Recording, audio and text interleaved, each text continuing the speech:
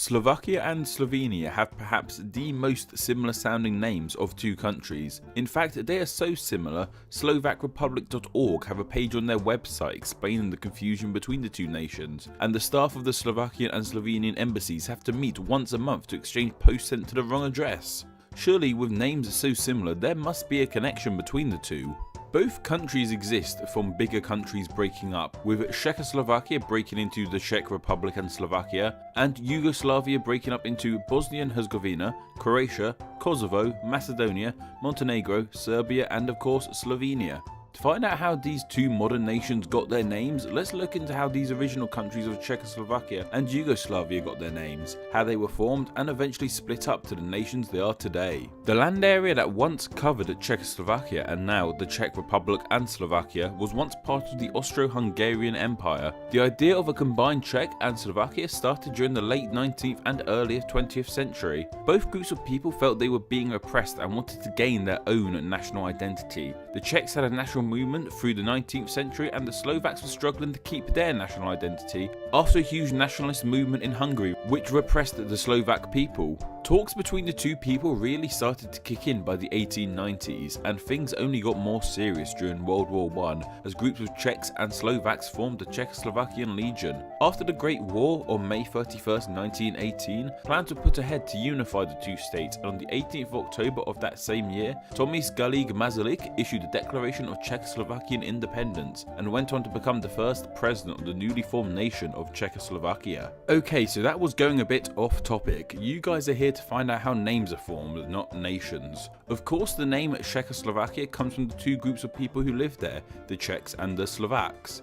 How the people got the name Czech is unfortunately unknown, but legends say it comes from their leader Czech, who brought them to the land. Slovak, which is what we're more interested in for the namesake of this video, simply comes from the shortening of the Proto-Slavic Slovenian.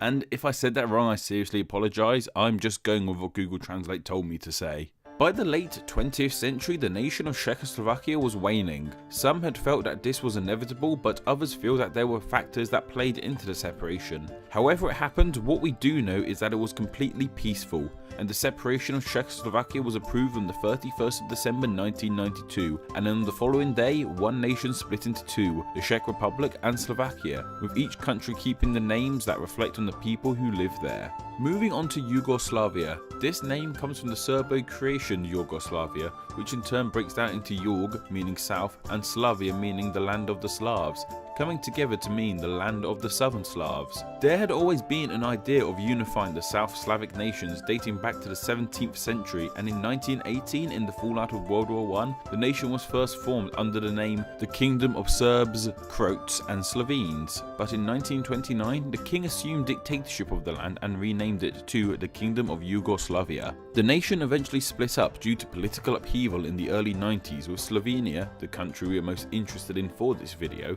becoming an independent nation in 1991. The full story and history of Yugoslavia could be a video in itself, but perhaps done by someone who deals more with historical topics. But for now, there'll be further reading down below for those of you interested. The country of Slovenia gets its name much like the way Slovakia does, from the people who live there, the Slovenes, whose name was also self-appointed like the Slovaks, coming from the Slovene language word Sloveniak. The name Slovenia was not used prior to the 19th century and was coined for political reasons by Slovene nationalists. So why do these two nations have such similar names? I guess it comes down to a lot of the other similarities they have. Both nations were once part of larger nations, both countries are named after their people, and both people come from the same ethno-linguistic group, Slavs, with Slovenes however being South Slavic and Slovaks being West Slavic, with the Proto-Slavic language branching out enough between West and South Slavs to give us these two similar yet different names.